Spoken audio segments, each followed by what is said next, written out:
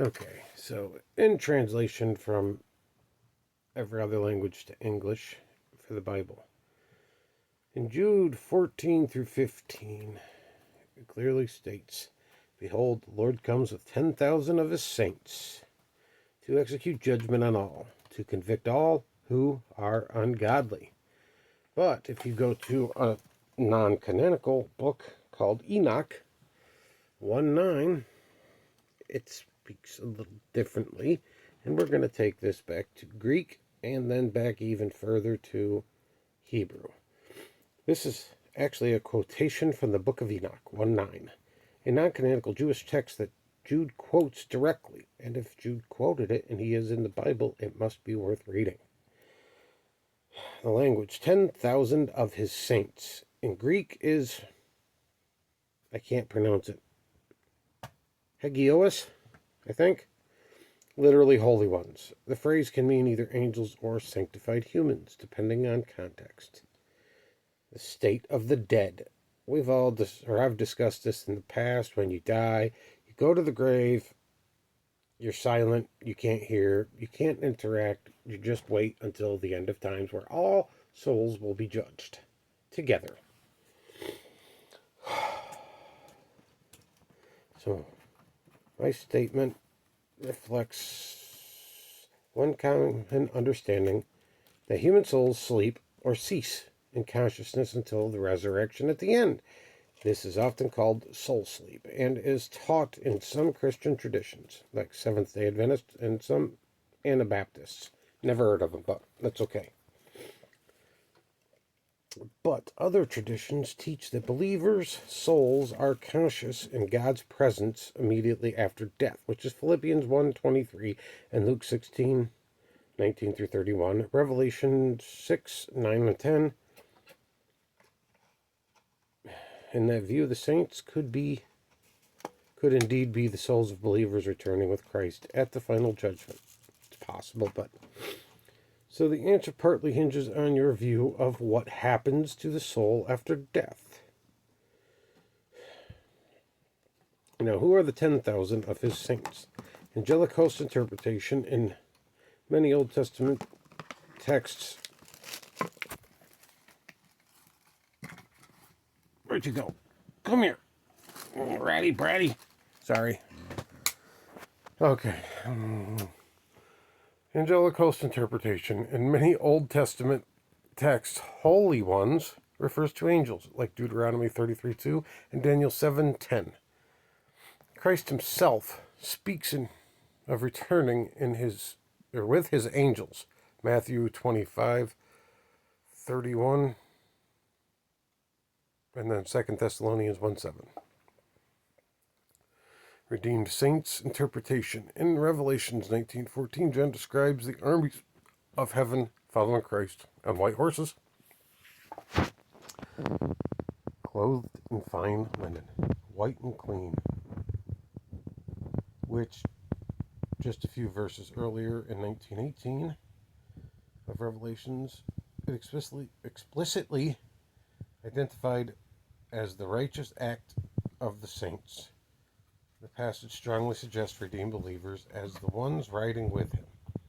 Most scholars think both are present. Christ returns with angels to execute judgment and with the redeemed saints to share in his victory. Okay, so that would be the very end. Fine, I guess it's possible. Putting it together, the word saints in Jude 14 can absolutely mean angels. But the New Testament picture, especially Revelations 19, gives grounds for believers being part of the heavenly host at Christ's return.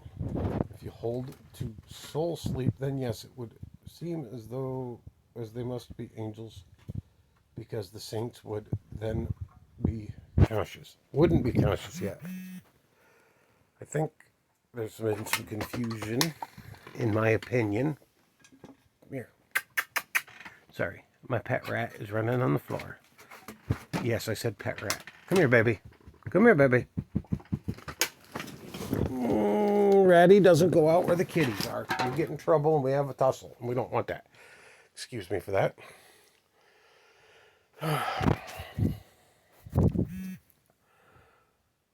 if you hold to immediate presence with Christ after death, then it's plausible these holy ones are the redeemed saints coming with him. I still think it's a translation problem. A balanced conclusion. There's no single ironclad verse that tells us if he's returning with angels or angels and humans, souls.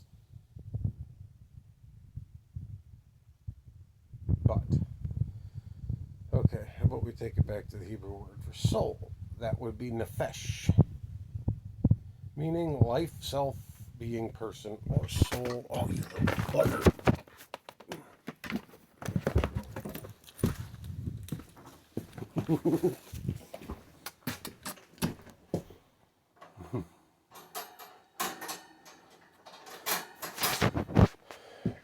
Basically, it's talking about the whole human, including the soul. Sorry for that pause. I want to move on and get to the Hebrew word for angel, malak. And if there's somebody that's Jewish that knows Hebrew, I'm sorry if I butcher these words, but that's why I leave what I read up on the screen. And this means messenger, envoy, or representative.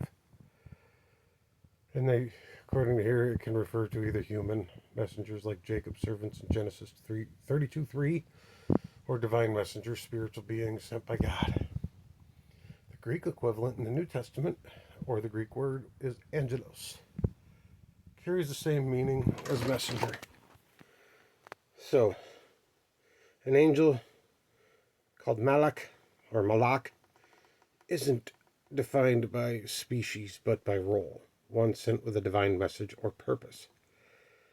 And we apply this to 10,000 of his saints. If Jude is echoing the book of Enoch or Deuteronomy 33:2, here's what we see in the Hebrew. Can't read it myself, just trying to learn a little. The Lord came from Sinai and came with 10,000 of holy ones. And I think it says Ribavat Kodesh, and that's Deuteronomy 33:2. Here, Kodesh means holy ones, and in this context it clearly refers to angels, not humans, since it's describing God descending at Sinai surrounded by heavenly beings. Distinguishing soul versus angel. Concept, Hebrew word and meaning, all in line here. So the soul is nephesh, life, breath, living being. And then the living spiritual context refers to humans and animals as living creatures, ceases at death. Oops, I hate this. This thing is a pain in my butt. Angel, malak, messenger, envoy, refers to heavenly or divine beings distinct from human souls. So, linguistically speaking, when Scripture says 10,000 of his holy ones, it uses neither nephesh or malak directly, but a word group of Kodesh. I'm not sure if I said that right. That elsewhere describes angelic hosts. That's why in the original Hebrew context it most likely refers to angels, not human souls. And that is enough for me for today. I just wanted to share that. I do all of my research by going to ChatGPT because it helps. It can bring up stuff a lot quicker than just doing the research yourself, blasting through endless pages. And I can ask a question and it'll bring up different things like you see. I hope this is something that maybe somebody can help me